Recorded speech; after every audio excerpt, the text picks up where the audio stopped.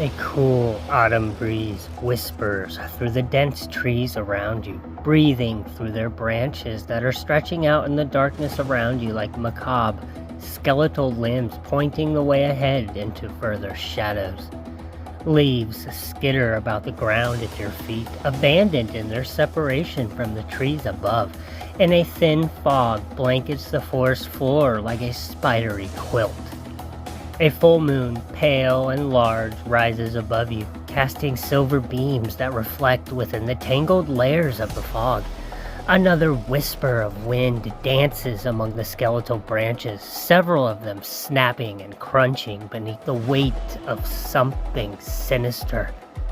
And then it howls, the sound lathered in a menace that sends shivers down your spine. A low growl pricks the hairs on the nape of your neck into alertness, and a snapping branch infects your heart with an erratic rhythm that plays out within the center of your chest.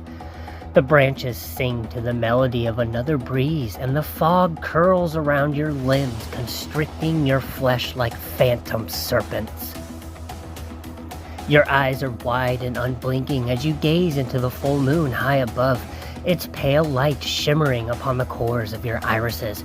Or perhaps those are swelling tears as you struggle to believe the unbelievable. The creature snarls behind you, its lips lifting up to reveal large, razor-sharp fangs, its mask casting a cold shadow over your shoulders, its breath hot and rancid down your spine. Your heart pounds inside, your blood boiling hot as your nerves begin to cripple at the venomous bite of your rising fear and paranoia. You slowly turn to look at it, catching the slightest glimpse of a large red eye before a flurry of claws tears your body apart limb from limb, your final dying breath whispering the creature's name as your flesh is torn and shredded. Werewolf. And so, my friends and fans of history, begins our journey into a more obscure and occult part of history, that of the legend of the werewolf. Like vampires, werewolves are a rather peculiar fascination of mine, and so I dived into a deep pool of research regarding werewolves, where they came from, why they came at all, and so on and so on. And I found so much more than I realized was even out there at all. And so I give you the history of the werewolf, which is stemmed in pure folklore, myth, and legend. I am your wild host, Samantha Rose, and I have just one simple question for you all before we really get this thing going. Despite existing solely in legend, the next time you find yourself alone in the middle of the night, guided onward through thick trees by the silvery glow of the full moon above, and as you hear a branch snap or as you feel the eyes of something watching you in the dark, is it really too far-fetched to believe in the Wolfman at this particular moment? Think about it, you guys.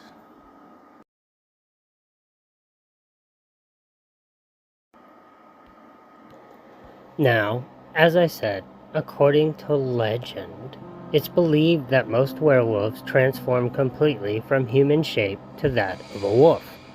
Werewolves are typically described by most as looking like actual wolves, with thick, fur-lined bodies, pointed ears, long snouts, razor-sharp fangs and claws, and thick, bushy tails. And like actual wolves, werewolves howl, and they growl, and they snarl, and they hunt for prey to satisfy their hunger. Most stories about werewolves depict them as being incredibly monstrous creatures that are able to devour whole animals and people without bias. In European folklore, the human form of the werewolf is said to have very particular telltale characteristics, such as a unibrow, curved fingernails, and hair that grows beneath the tongue. In more modern forms of fiction and media, the werewolf possesses hybrid, a mix of two separate species, or in-between forms that retain both wolf and human characteristics at the same time, and they become much more monstrous than either form on its own. It's said that to become a werewolf, a human is cursed, bitten, or scratched by another werewolf. Alternatively to this, said person can drink the water from a wolf's paw print, as well as a human being conceived during the phase of a full moon. And to the more occult believers out there, a person needs to make a pact with the one and only Satan. There are also stories that tell of people that are able to assume the form of a wolf through the use of a magical cloak or a sash made from the pelt of a wolf. According to the words of a folklorist during ancient Greece named Carol Rose, it was believed that eating the meat of a wolf mixed together with the flesh of a human could have the irreversible effect of turning you into a werewolf. However, in other stories still, the werewolf can shapeshift at will. The most well-known tales about the werewolf claim this transformation happens totally involuntary, and only during the light of the full moon. Once the sun rises in the morning, however, this change wears off, and the cursed individual has no memory of being a werewolf at all. However, opposite this, any injuries the person sustained while in the form of a werewolf remain wholly intact. I personally did not know there were so many variations of the werewolf. What about any of you? Werewolves, though incredibly hard to do so at all, can be killed, and the most absolute surefire way that someone can achieve this in modern stories is to use a weapon that is made out of silver, with most of these stories claiming this to be a bullet over anything else. This very belief right here, I kid you all not, started when a real-life French farmer in 1767 killed a ferocious beast with a silver bullet he made himself, though this particular beast of his is more likely to have been a wild wolf or a large dog rather than an actual werewolf. However, I say, who really knows for certain? Another method of destroying a werewolf is to seek the wolf's pelt, which became popular belief that werewolves would hide away somewhere during daylight hours while in their human form, and then to burn it. This could prove to be much trickier than a silver bullet to the head, however, given that the pelt of a werewolf was believed to be completely impervious to pretty much every single method of destruction one can think of. And naturally so, of course. I mean, a beast like this is not going to go down so easily should you encounter one on your own, I imagine. Rather than outright killing these monsters, some werewolves were believed to have been cured of the torturous affliction by rites of exorcism and other highly dubious medical treatments, such as bloodletting, induced vomiting, and even drinking a fresh cup of vinegar. There are several scholars that believe stories about werewolves were inspired by real-life, literal medical conditions, the most common of these being hypertrichosis, which is a congenital disorder that causes rapid and excessive hair growth, rabies, an incurable disease caused by animal bites in which a person becomes overly aggressive while foaming at the mouth, and we've all seen how this works in Cujo, Shirley, and a mental illness called lycanthropy, the name for the Greek legend of Lycaon, which is the direct belief that oneself can turn into a wolf. There are also several stories of human children that have grown up in the wild and were believed to have been raised by wolves. Does this mean that Mowgli from the Jungle Book was technically a werewolf then, I wonder? Anyways, these so-called feral children were often described as exhibiting raw animal-like behavior, which consisted of running on all fours and foraging and hunting for their own food, as well as possessing exceptional hearing and no native language of their own. One of the most well-known of these feral children was a young boy simply named Peter the Wild Boy, who, during 1725, was found living all alone in a forest in Hanover, Germany.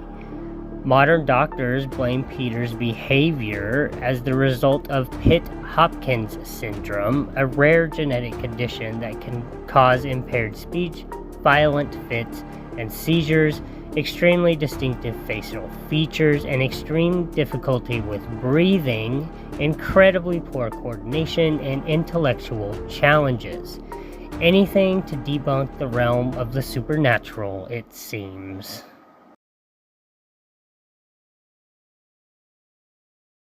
Now, I just want to take a quick detour here to better explain the origin of the name werewolf. The English word werewolf comes from the Old English term were, which means man, added on to wolf. Simple enough, that one. During ancient Rome, anyone that was thought or believed to have been turned into a wolf through the use of magic spells and special herbs was called versipellis, or turnskin. And here are some others you might not have known as well. In Spain, they were called hombre lobo or lycantropo. In France, the name loup-garou was used, and in Italy, they said lupo mamaro. Here in the United States, though I'm not sure just how united we actually are, specifically more so out of Louisiana, the term rougarou was used. Sweden, Norway, and Denmark all said varulv, and in Russia the term was volkodok. I totally butchered probably all of these, but learning languages can be fun regardless, am I right? Moving on now, werewolves and other such shapeshifters have appeared in folklore worldwide. The absolute earliest known tale among them all of a human-to-wolf transformation found right here in the Epic of Gilgamesh. This is an ancient Mesopotamian poem that was composed somewhere in the fault line between 2000 and 700 BCE. In this poem, the goddess Ishtar is rejected by the warrior king Gilgamesh because it was rumored that she had transformed a lowly shepherd into a wolf after tiring of the man's constant affections, which, no means no, my dude. Circling back to the Greek myth of King Lycaon, who ended up angering the god Zeus of all people for attempting to feed him human flesh at a feast. Lycaon was then punished by being transformed into a wolf. The name Lycaon itself comes from Lycos, which was the Greek word for wolf, as does the word lycanthropy, which, as I said, is the psychiatric disorder shared by people that outright believe that they could turn themselves into a wolf at will. This term also represents the incredibly fantastical shifting from a human to a wolf. In 425 BCE, a Greek historian named Herodotus wrote about a tribe of people from Scythia, modern-day Russia, called the Neri, that he claimed could transform into wolves several days of the year. Werewolves are also prominently featured in early Norse sagas. For instance, the Volsunga saga, written in the 13th century, tells of a father and son that discover wolf pelts, granting their wearers the power to become wolves. This story resembles the animalistic characteristics of Norse berserkers, which were fierce warriors that worshipped the All-Father Odin, and were often said to whip themselves into a deadly fighting frenzy by wearing the skins of bears and wolves, thus allowing them to physically channel the animal spirits as their own in heated battles. But more on the Vikings later on. In European culture, they would actually hold werewolf hunts, which I did not know in the slightest bit and found to be quite interesting. See, as with accusations of vampirism and the more occult witchcraft, accusations of lycanthropy have been made during specific periods of history as a means of denouncing personal and political rivals, or to simply outright punish and even ostracize certain members of society, including hermits and beggars, to suspected pedophiles and even assumed serial killers. Werewolf trials were conducted in areas of Europe between the 15th and the 17th centuries. However, due to confessions of these people often being made under moments of intense duress, it can be quite difficult for us today to know whether these particular people actually committed any of the crimes that they were even accused of. During the early 16th century in France, there were several men that all claimed to possess magically infused ointments that turned them into wolves. These men had all confessed to having slaughtered and then eaten numerous children that had gone missing at the time, and they were all burned alive at the stake. And this is where it became popular belief that fire was one of the only effective methods of killing a werewolf, or any evil. Fire purifies the damned, see? In Germany during 1589, A wealthy farmer named either Peter Stubb or Peter Stump was the focus of what is perhaps the most notorious werewolf trial in history. Local hunters claimed that they had all seen this Peter guy physically transform himself from a wolf back into a human. Through an incredibly strenuous means of torture, Peter here confessed to owning a magic belt that granted him this supernatural power. His gruesome execution involved being strapped onto a cartwheel, beheaded, and then burned at the stake. Torture never ceases to surprise me, you guys. Moving on, we now arrive here.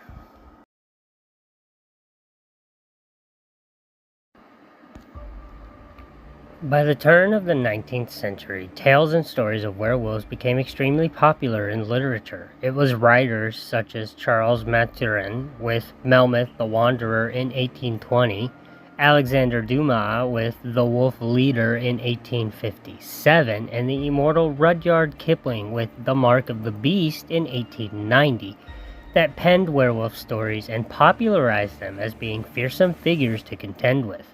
Another exceptionally influential werewolf novel was The Werewolf of Paris in 1933 by Guy Endore, whose importance was likened to that of Bram Stoker's Dracula from 1897 for vampires, which my debut novel, Beneath the Light of the Moon, was prominently inspired by. Endore's novel became the hokey film The Curse of the Werewolf in 1961. Despite its age, however, this is truly a great film. One of the first major films about a werewolf was Werewolf of London in 1935, which every horror fanatic should watch at least once, I feel. This film starring the talents of Henry Hull.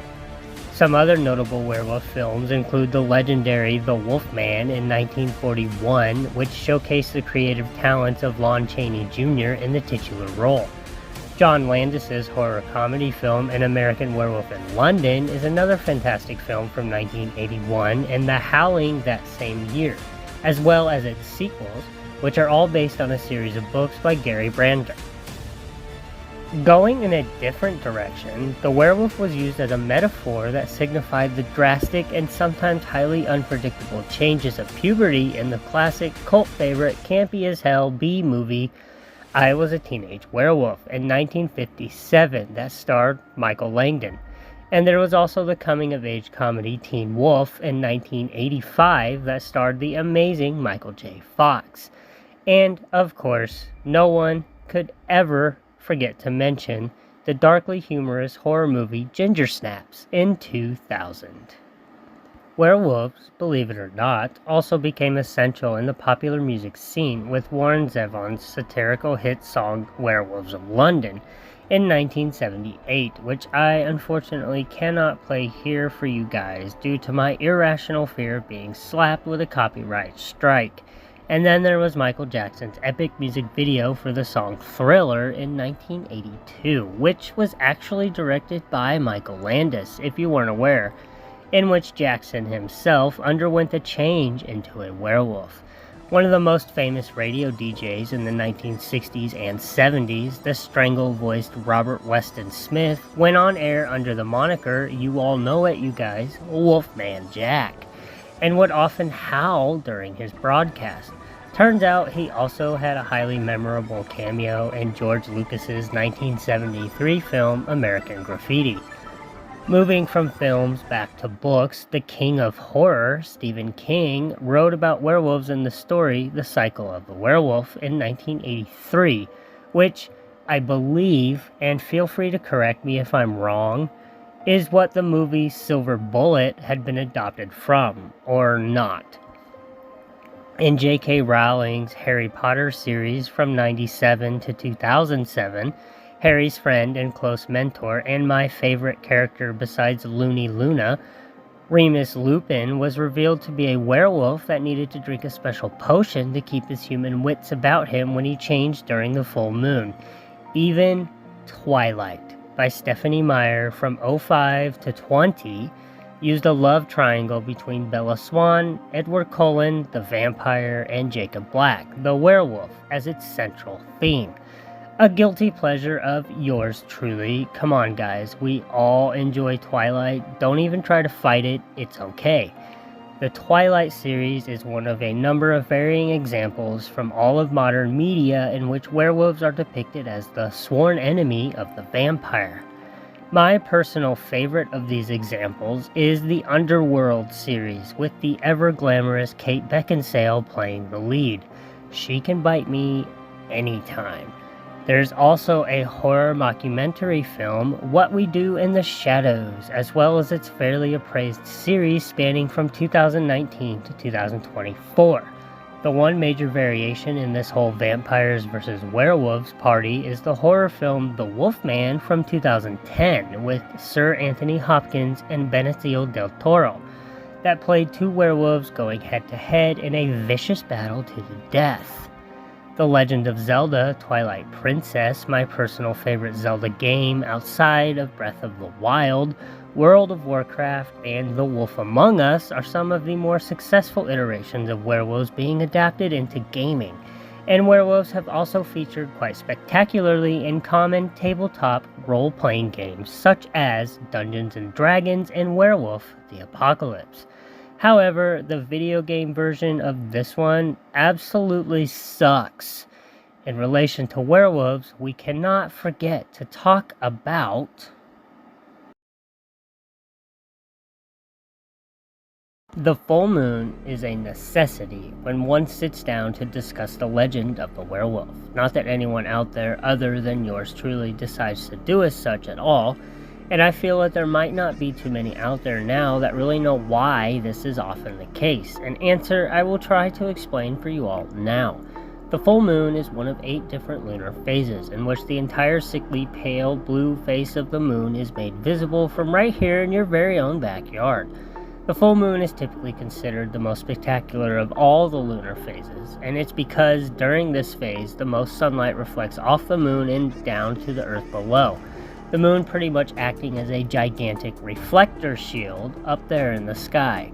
During the night of the full moon, other celestial objects like planets and stars are much more difficult to see due to the moon's glare. The light reflected off the moon often washes out topographic capabilities, which makes its shiny, pale surface extremely hard for us to observe in full. Given that one entire half of the moon is always facing the sun during its orbit, half is always illuminated while the other half is completely dark. And as the moon advances through its orbit, the amount of the illuminated lunar surface that we see here from Earth is constantly changing, which is what causes these phases to occur. The moon appears full when it reaches the halfway point of its orbit, that is, once the moon is directly opposite the sun, with the Earth caught in between. Due to this position opposite the sun, the full moon rises at sunset and sets at sunrise. The cycle of lunar phases lasts near an entire month at 29.5 days. This is a period known as the synodic month. It's why the full moon occurs once per every calendar month, and also why the full moon happens within the first 2 days of any given month. However, a second full moon may occur within the same month, which is a phenomenon known as a blue moon, which occurs once every 33 months, though there have been years in which we have even gotten a second blue moon as well. The orbit of the moon around the Earth-Moon barycenter is not a perfect circle, if you didn't already know that, like I didn't, and it is instead a rather oblong shape known as an ellipse, which means that the distance between the two bodies is not constant. Once the moon reaches the point in orbit closest to Earth, called a perigee, it can appear from Earth as much as 14% larger in the sky above than at its farthest point, an apogee. When the full moon occurs close to the perigee, this is regarded as a supermoon, coined as such during the 1970s. This particular phenomenon usually happens in 4 or 5 consecutive lunar cycles per year. The geometrical relationship between the moon, Earth, and the sun can cause other night skyline occurrences as well, such as lunar eclipses that happen only during the full moon when the moon journeys into Earth's shadow, or umbra, appearing darker and sometimes tinted red in the sky, the blood moon.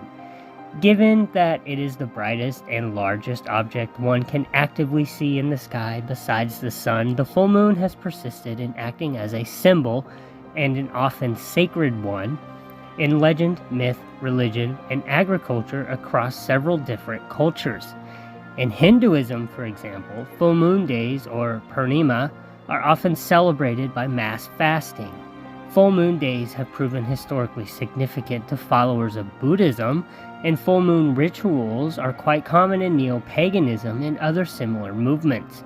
In Europe, the full moon was widely believed to trigger uncontrollable behavior in what was known as the lunar lunacy effect, which brings us back to the legend of the werewolf, the full moon inspiring various tales of werewolves as well as other supernatural beasties that all broke free and ran wild beneath the light of the moon. Even today, the full moon can be associated with erratic behavior and an increase in crime rates. However, these ideas are nothing more than an urban legend. Or are they, I dare to argue? Weird things happen daily, you guys, so who is there to say that things like this are not real? And that will be our lesson for tonight. I have been Samantha Rose, and I thank you all for watching this video. In closing, allow me to warn you all of the things that go bump in the night. Watch yourselves out there, you guys. Who knows what lurks in the dark of the night?